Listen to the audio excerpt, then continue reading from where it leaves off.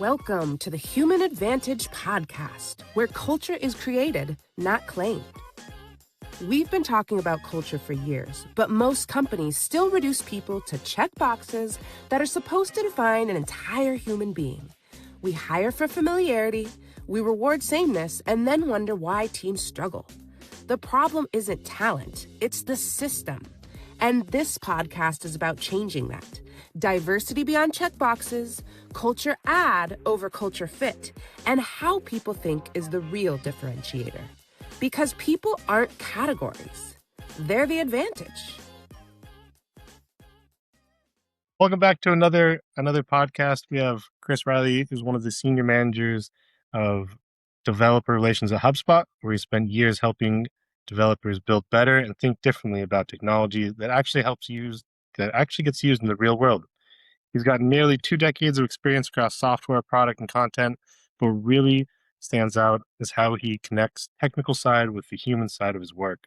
Chris is also a neurodivergency activist, openly sharing his experience with dyslexia, ADHD, ASD, which is actually how we met, and then pushing the industry to think more inclusively about how people learn, build, and contribute. When Welcome, you say buddy. 2 decades, that feels funky. I feel you, man. Well, it goes by quick though, doesn't it? Yeah, it does. It really does.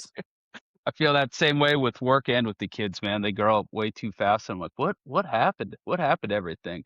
Well, it's good to have you, man. Chris and I just met. Devin, obviously, you guys have met quite a few times, man. I'm excited for this conversation.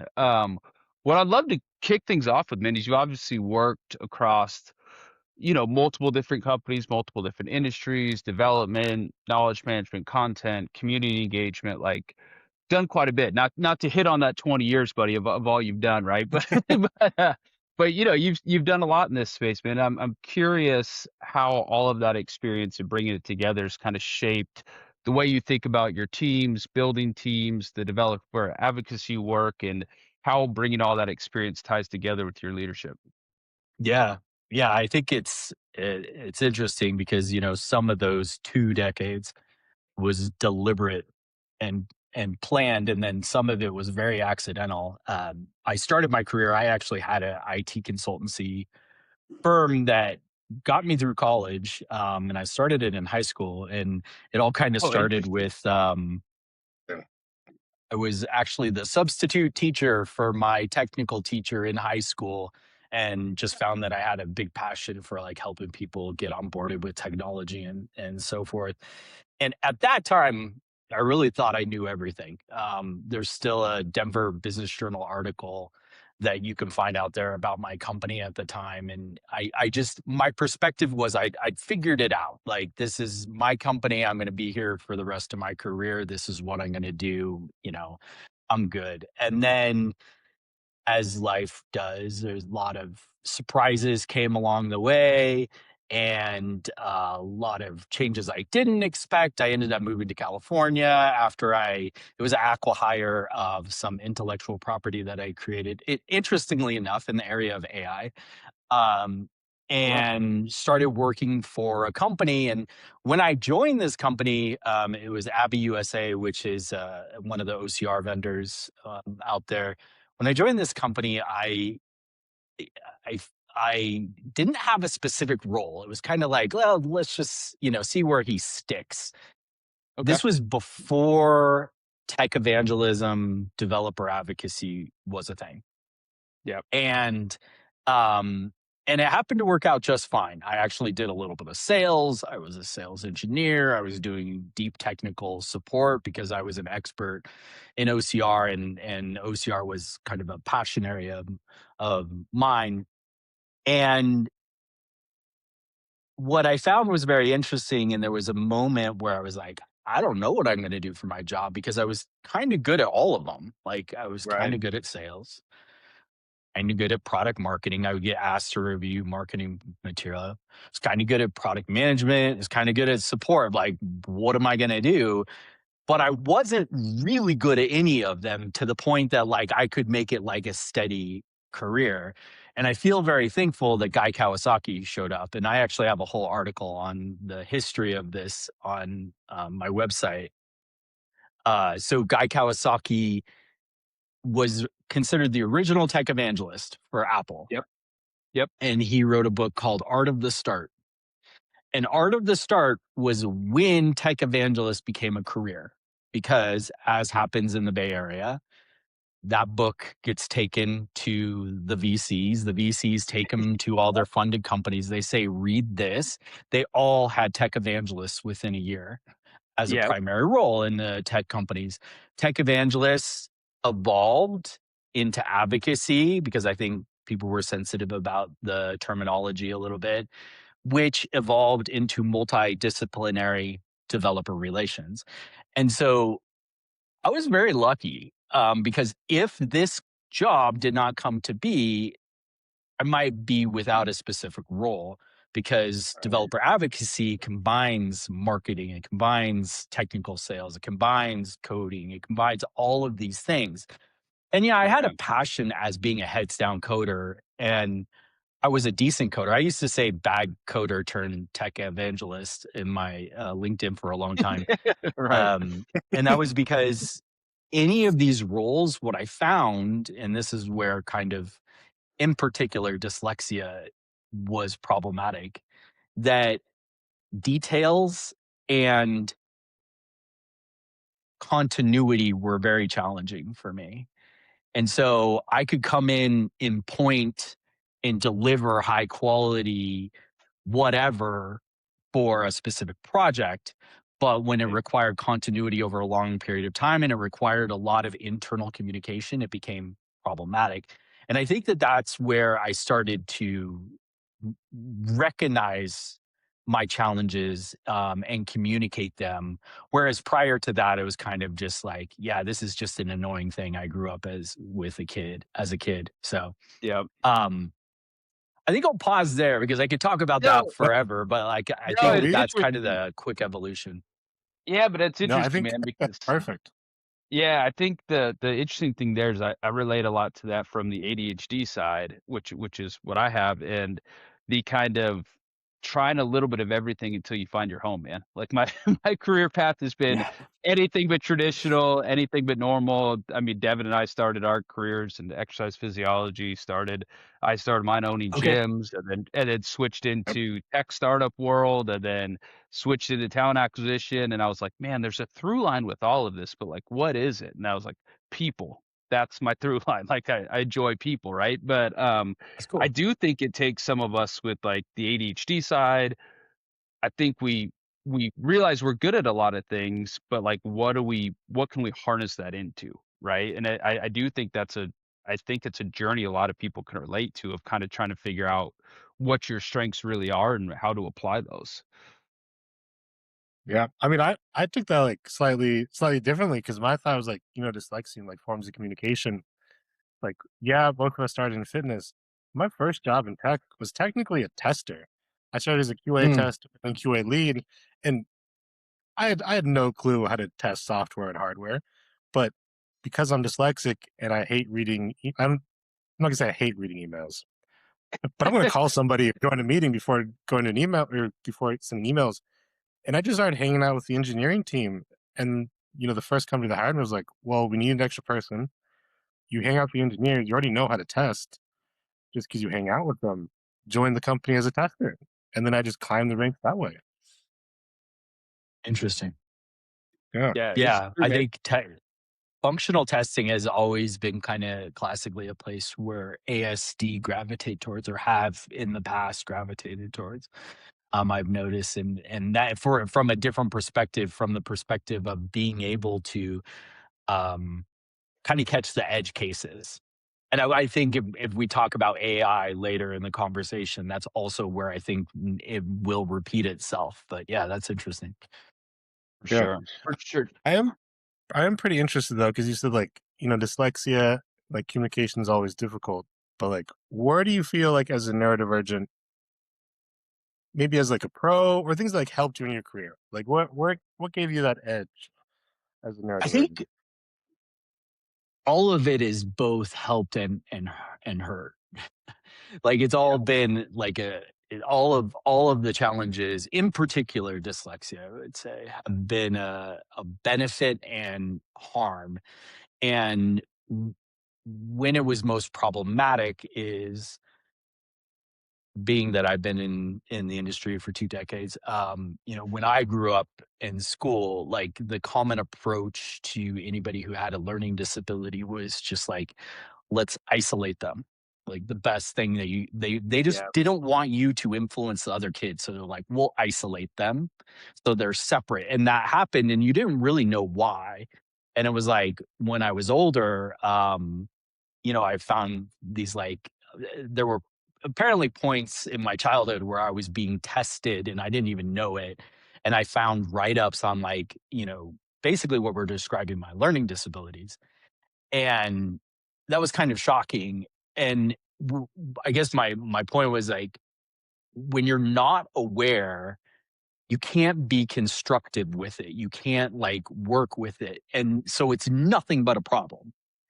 When you're aware, you can start to, and it takes time and a lot of, like, experimentation to, like, how do I let others know that I need information differently, need to consume information differently, or, how do I gamify it? And what I did a lot of work is just kind of making it a game in a way, so that I can lean more on the positive benefits than the challenges. And it still is a huge challenge. And I'll say, um, via the wonders of masking, I think ASD and ADHD don't impact me as much. I mean, I'm still very transparent about, but dyslexia still does very, very much. And it's actually a point of frustration for my team, and we're very transparent about it, and I'm also very transparent of the different things that I've been trying.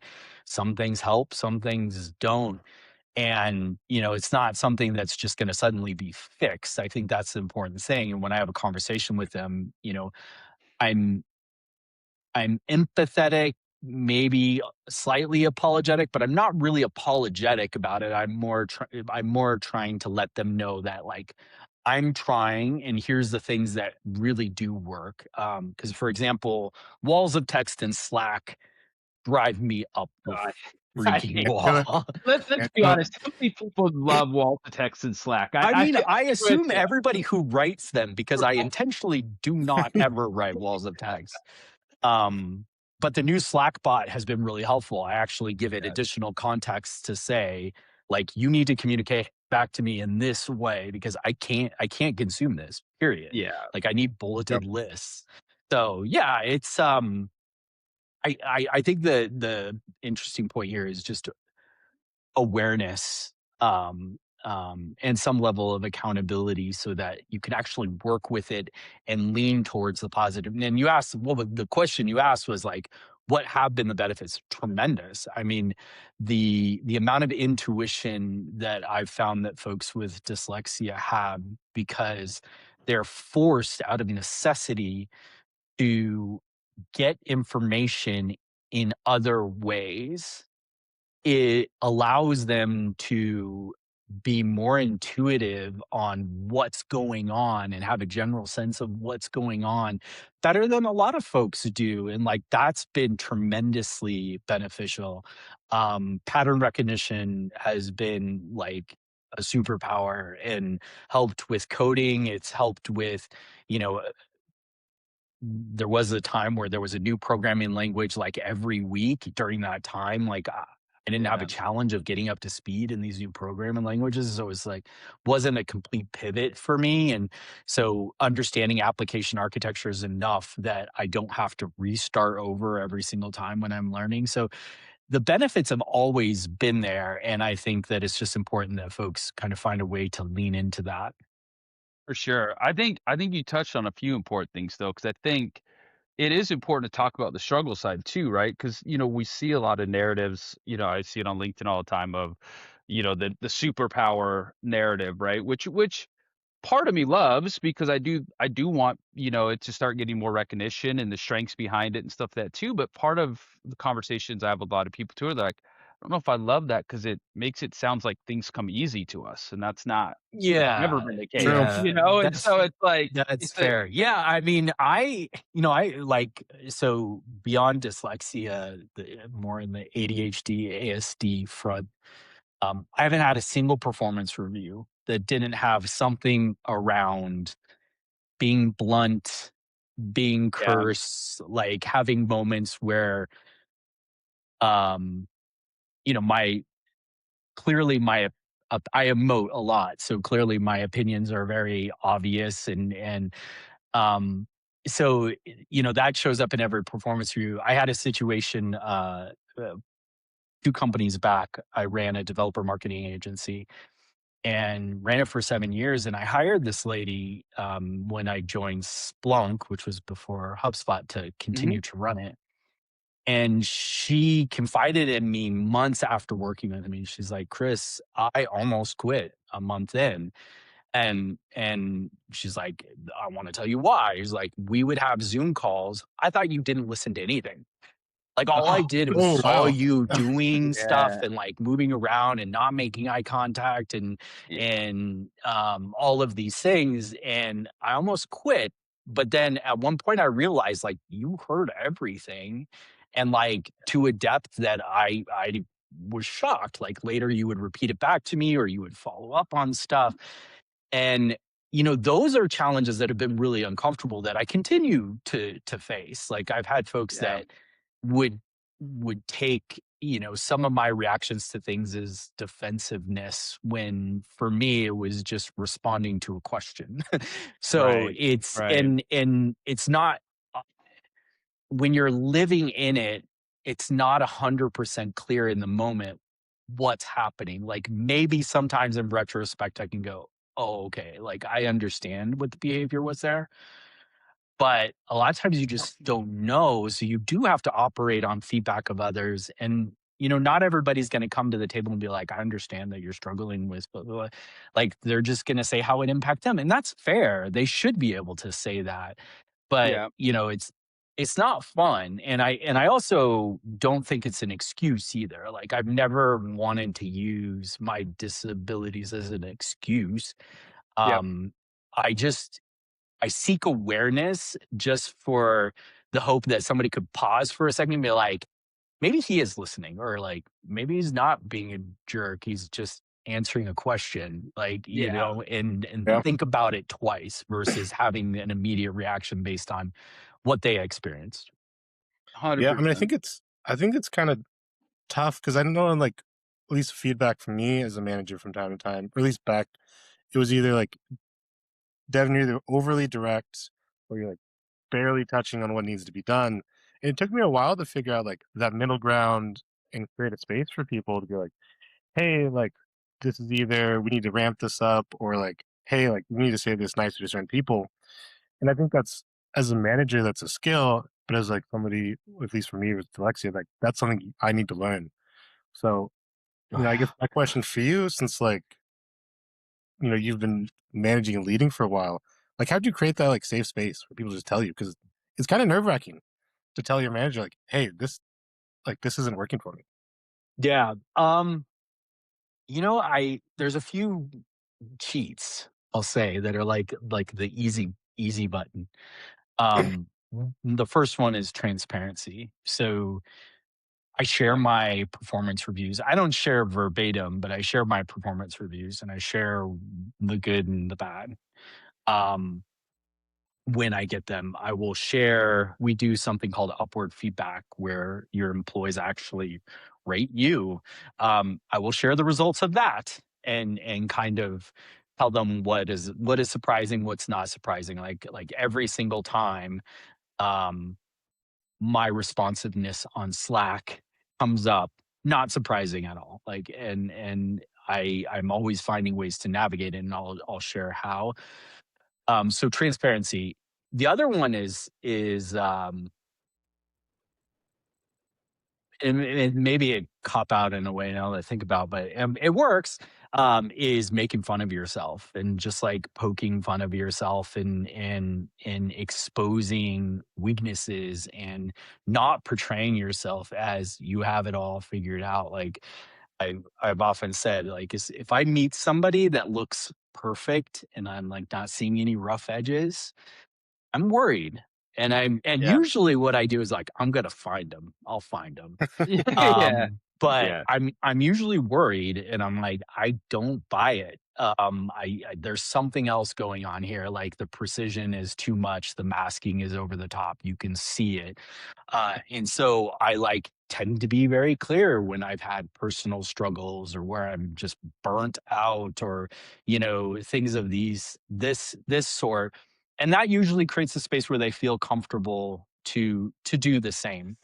I also just say, like, you can always go talk to my boss, or like there's other avenues for people to give feedback to specifically to me, because yeah, it's always intimidating to give feedback to your boss, and building that rapport is really, really important. I don't think I could have done it without many years of discomfort. Like me 20 years ago would not even be capable of being near the manager that I am today. So I had to bake in the oven for many years before I was even capable of being a manager For sure. and wanting to be one. Yeah, I think it's funny you mentioned the kind of poking fun of yourself and comedy piece. I do think that's a piece of how a lot of us in the neurodiversity community cope with it. Is I joke, if I had $1 for every time I said, yeah, it's my ADHD brain does this, or joke, yeah, well, that was my ADHD. Like there's truth behind it, but it also does kind of lower the barrier a little bit where people are like, oh, okay, yeah, I get it. Like it makes sense. But I think an interesting topic to kind of pivot this into is the AI conversation right now, because I think, as somebody yourself, well, kind of all of us in tech and in neurodiversity, like I do see that impacting things in a positive way, in being able to utilize AI to increase access rather than create new barriers for people. I know for me, it enables, like, I utilize it a ton for, operational tasks that I'm terrible at. So I can focus on more being creative, which is what I'm really good at. And so I think there's ways that can help, but I'm curious to hear your side of things on, how AI is being used to kind of increase access rather than create those new barriers. Yeah. Yeah, I won't deny that, like, things are weird now. Like, They are. and it never, like, I never thought knowledge work, which, I define as like people who their product to their company is Yeah. knowledge and experience, would be threat of AI. And like I said, when I was in college, I specialized in a form of AI called genetic algorithms. And like it's not unfamiliar to me. But I'm also a healthy curmudgeon skeptic at the same time. Right. So it is weird right now. And we do have kind of a situation where the ability to build applications with AI, like most developers I interact with today, 80 to 90% of their code is originally written by AI with refinement by the human. The Where you have to specialize as a developer then is very, very different. You have to be good at application architectures. You need to understand UI, UX really well. Like you need to Yeah. have a more of a holistic picture. And that is a new challenge. However, um, I think looking at AI both from like how it can support neurodivergent folks, but also how they can support be a part of the evolution. I think neurodivergent folks have a very unique position that they can leverage. And you said the word, Adam, which was creativity. Like I think the the systems that build these models are still discrete systems. Like I know when we interact with it, it doesn't feel that way, but they actually are. Yeah. Like when I was in college, we were talking about neural nets that were like 100 nodes. Now we're talking about neural nets that are millions and millions of nodes. Like they're massive computational problems, but they're still discrete. Right. And it takes a very creative mind to see the patterns and then to be able to exploit them. And in a weird way, like if you think about like how we interact human to human is kind of the same in AI. Like I know neurodivergent folks, once they get to know somebody really well, like I do really well with body language. Yep. Um, they can interpret things that you wouldn't normally, and you could do the same with AI. You'd be like, I see what's going on here. Like I don't fully understand why, but now I Mhm. can see how I can use it to my advantage. And I actually think when we talk about context engineering, which is the idea of the additional context you give to AI to better solve specific problems, that creativity is necessary. It's absolutely necessary. And I'm thankful that I have the history I have in tech and am neurodivergent, because I think that that's what's going to help people stand out really in this time. Yeah. Then on the other front is like, how does it help you? Again, I'm going to do the help and the hurt problem here. Yeah. So, I actually have my own set of agents that I use for my own stuff that are Yep. very fine tuned to like how I operate and so forth. I'm a huge at leveraging, tools that have agents built in. One of the ones I just mentioned, like, was Slack, like the new Slack bot, that I can just say, like, tell me what I should pay attention to today instead of me actually reading the messages, and it will give For it to me in a sure. bulleted list. Like, that's absolutely tremendous. And so I see a lot of benefit in these tools. Now, one of the downsides for ADHD is if you want dopamine hits Oh that yeah. are Yeah. nonstop, Yep. you'll just start chatting with some AI and you will be doing it for hours and hours because there's no delay. Like normally when you interact with a Yeah. human, you ask them to do something, they go and do it, they come back to you with a result. Well, this is like the results back to you in less than a minute. Oh, now the Rabbit next holes thing. Oh, galore. now the next Yeah. thing. And Yeah. it's never ending. And that actually has been a huge cognitive drain for me, and like Yep. actually a very dangerous, almost addiction like behavior at times where I can't let it go. Like I just gotta have to keep going. And so that is something that is also folks need to be aware of and contend with. Yeah, that's so true, man. The rabbit holes you can go down, and I think a lot of us with ADHD are naturally curious, and so we always have questions. Well, why? Well, like we always want to understand the why. Well, you can go through a million whys with the AI, Yeah, and in a you short come down amount of to a time and real not short amount of time. no delay. Exactly. I would tell my boss, I'm like all the things that I used to have to wait for to get a result, like I no longer do. So it's actually created more work for me because I'm always on. Like there's no reason to stop. Yeah. So yeah. Yeah. Well, I mean, it's that feedback loop because it'll almost always tell you, oh, this is a good idea. This is worth researching. And it's like, Yeah, well, that always ticks me as a off creatures when is it like, does that. yeah, You have to be it like, just no, goes it's deep. not. Yeah. Yeah, that's Yeah. super fun, man. And yeah, and I will say your piece about the body language, man, it is very true. Although my wife would argue she hates that because when when she's mad, I'm like, You "Why are can you sense upset?" "I'm not something that upset." you And she's like, didn't. "Eh, Yeah. I know you're upset." "No, I'm not." "Okay, well." Yeah. Yeah, and it's like I rely very heavily on Zoom. So one of the things in Yeah. terms of like my poor Slack communication is I invite people to schedule a Zoom meeting whenever, but then the side effect is you're always on Zoom because like that's the Yeah. best. Oh, Besides being in person, that's the best approximation I can get.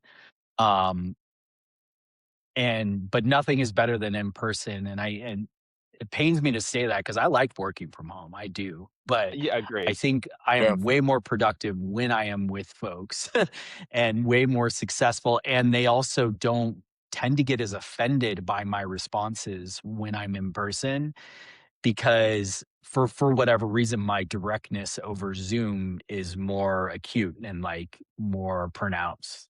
Yeah, I mean, you don't. I think you don't have the physical feedback loop there, right? I think there's a lot of pros and a lot of cons to the in-person. I'm the same. We all work remote. I'm the same. I like working remote because I can take my breaks when I need to and feel like that. If I'm in an office 24/7, like I'll be outgoing and social, but then when I'm the drive home, like You're nobody done. talks to me. Like battery's Yeah. drained. I'm Yeah. done. Like I've got nothing left in the tank. So I think I think there's a definitely a case to be made for both, for sure. So one thing we like to do when we're kind of wrapping up here is a little lightning round for you. So right. This I'm so glad I don't have to do this because I don't keep anything to one sentence, Chris, to be honest with you. Devin will tell you As long that all as it's day. not trivia, we're No, probably no, good. We're no good. trivia. No trivia here. No trivia, but one sentence doesn't live in my vocabulary very well. So, but one kind of sentence, brief note about the following. What is one myth about neurodiversity that you would like to change or stop immediately? Um, One sentence. I know exactly what I want to say.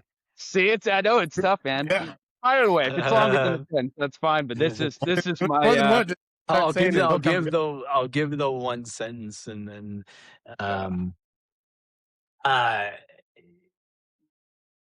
you can't dictate how people are productive that's a good one. Okay. is That was the an one interesting one. thing. Yeah. So does that count as my one sentence? No, Is go that fire away. Yeah. You Yeah, can I just want explain to so expand on that Yeah, because you that's can such an explain interesting. after. we all know that, like, in the knowledge worker sphere and the business world, 9 to 5 is a thing. And when you hire somebody, it's your responsibility to spot talent. It's Yep. what you're doing. And so if you make the decision to hire somebody, you are saying, I believe in them, I think they're talented, and I think that they can solve these types of problems. Yeah. To then dictate what productivity means to them. And what I mean by saying that is, you work during these hours, you do these sorts of things.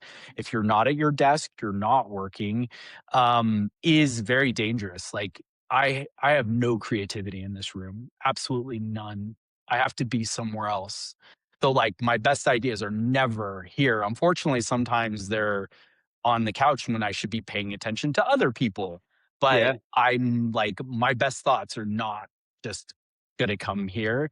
I think that it also forces people to get in this spot of, like, they force themselves to be in a specific environment and situation that may not be conducive to their most productive state. And Yeah. so, like, what I've told my team, like, if your brain's telling you you're done, you're done. Especially, like, I as it relates to, they grade you in these various areas in ASD, and I'm level 2 as it relates to sensory avoidance. Like, if I get overstimulated, you're not going to get anything of value out of me 100%. Yeah, whatsoever.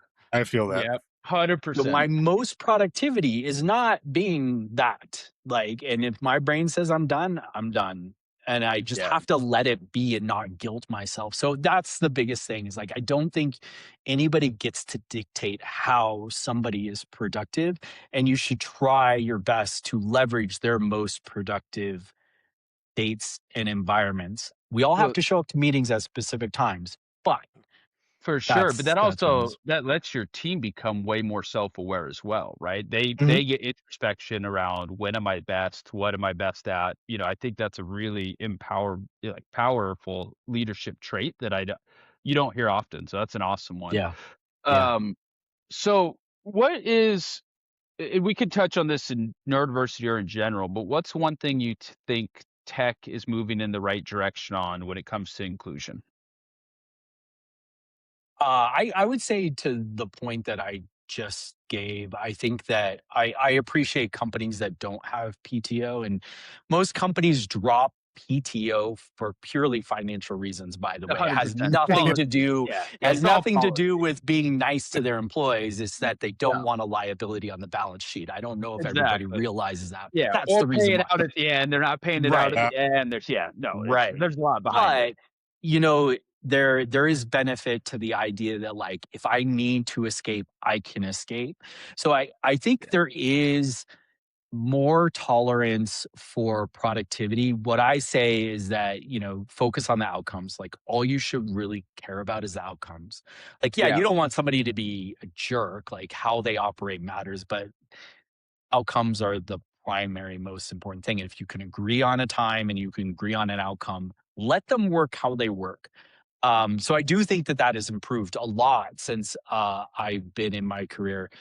I would say that I think a lot of the neurodivergent inclusion stuff a lot of it is more vanity than A lot of actuality, CSR because initiatives. Yeah. yeah, and I've seen some offensive stuff out there that have driven me. It's almost equivalent to how they used to say for dyslexic, like flip the letters for them.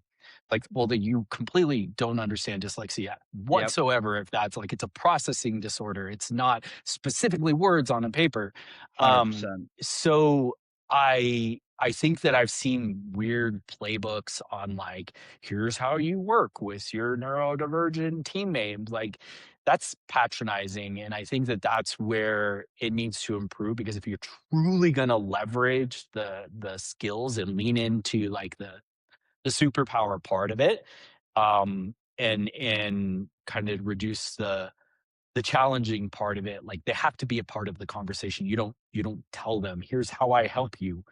Yeah. So yeah, so I think it's a mixed bag. It's a mixed bag. I appreciate organizations like Splunk that I worked for, and HubSpot, that do have disability groups, and do lean in it from that, because one thing it does do is it allows you to disclose without fear.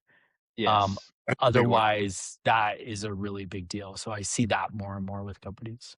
Yeah, totally agree. I think it's system that part of me, I'm happy to hear it talked about a lot more. I mean, someone who's diagnosed someone 30 years ago when it was barely talked about, to see it really pick up in the last 5 years is a great thing. I do also lots of times will have issues with, a lot of these companies have separate neurodiversity hiring programs. And I saw one not too long ago that had, 300 roles open on their main page. Most of them were in engineering, had 0 roles open in their neurodiversity hiring program. And I'm like, if you don't think out of 300 engineers, some of those people might be neurodivergent, you don't understand neurodiversity, or Interesting. is this Right, started, right. Don't right? Yeah. understand Like, engineering if what you are we don't think really a lot of doing those here? people are Yeah. neurodivergent.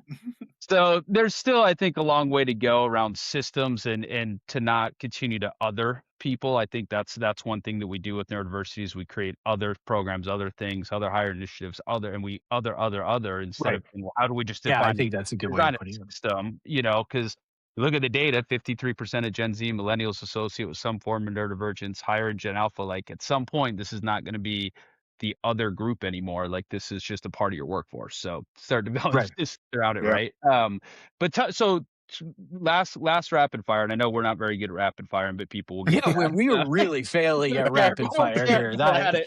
We're terrible Yeah. at it. But I prefaced it beforehand. All right. The talking about the next generation coming in, because as we've seen, diagnosis rates are higher, awareness is higher.